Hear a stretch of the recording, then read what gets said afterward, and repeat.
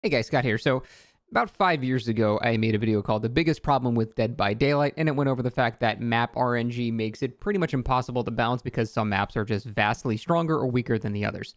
Now, it's been almost 5 years now, and honestly, a lot has changed. I got married, I got my first actual home that's not renting, I learned how to cook a little bit anyway, I paid off my car.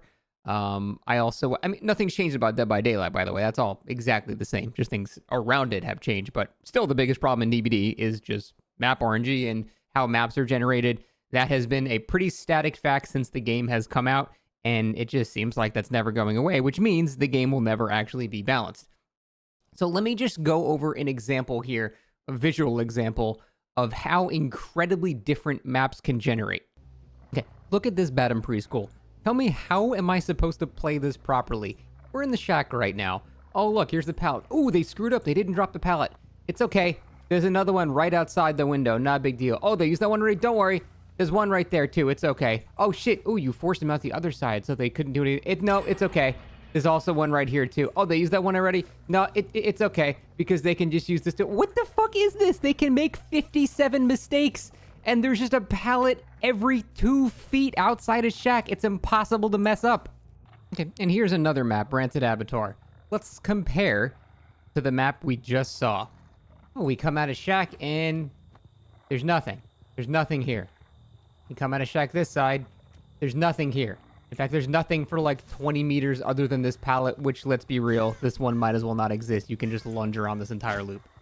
And that's it. That's all that's there for like 20 meters. So the fact that these two maps are in the same game and can be rolled with no weighting on one side or the other, it's just purely RNG which one of these maps you actually get. That is what is so ridiculous and why the game cannot be balanced. Again, most of us have been saying this for a long time, but the last time I talked about this was 5 years ago, which is, an extremely long time.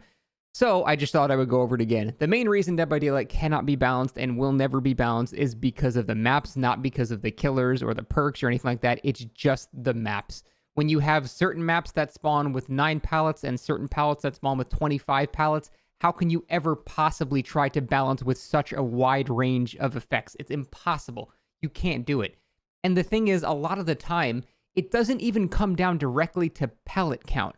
What it actually comes down to is the chaining together of tiles. That is the actual true strength of maps that most of the time that I guess the devs don't really fully understand the strength of chained together tiles there.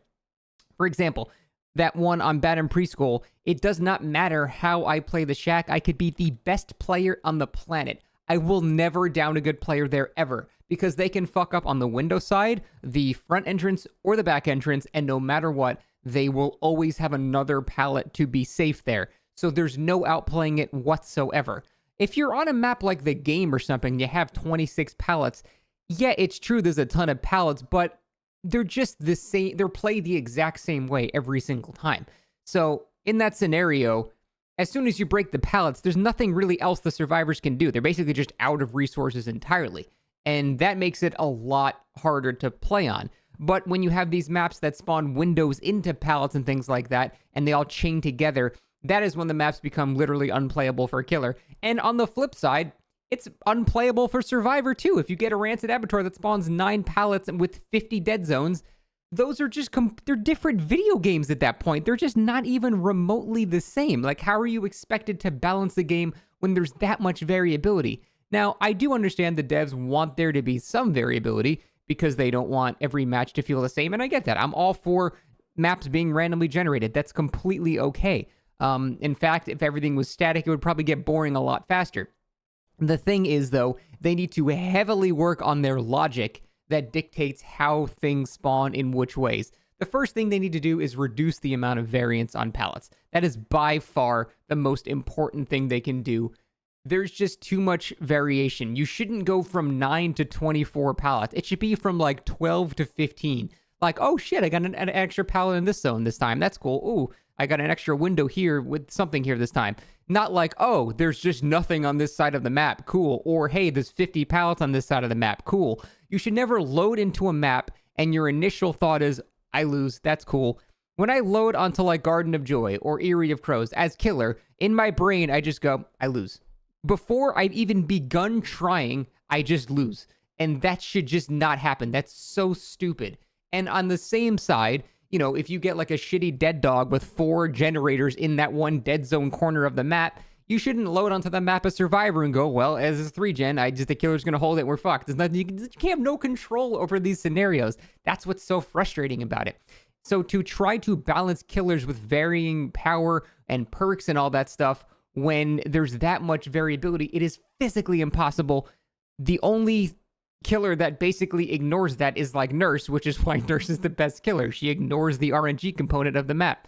And that is the thing that needs to be fixed. That is the issue here.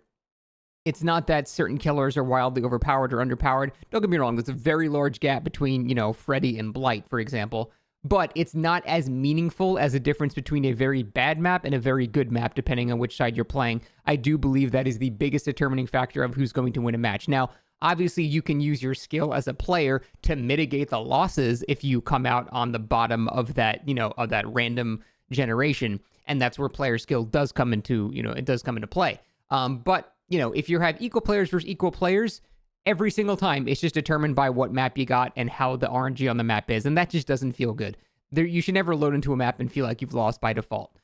So that's it. I'm basically making the same comment I did 5 years ago. I'll probably make another one in 2029 about the same shit because I don't think it's ever going to be fixed. They just really, really need to work on generating their maps in such a way that they have still variations, but not setups that are so vastly different from each other that you might as well be playing different games at that point. That's the main problem with DBD. Probably never going away. See you in 5 years.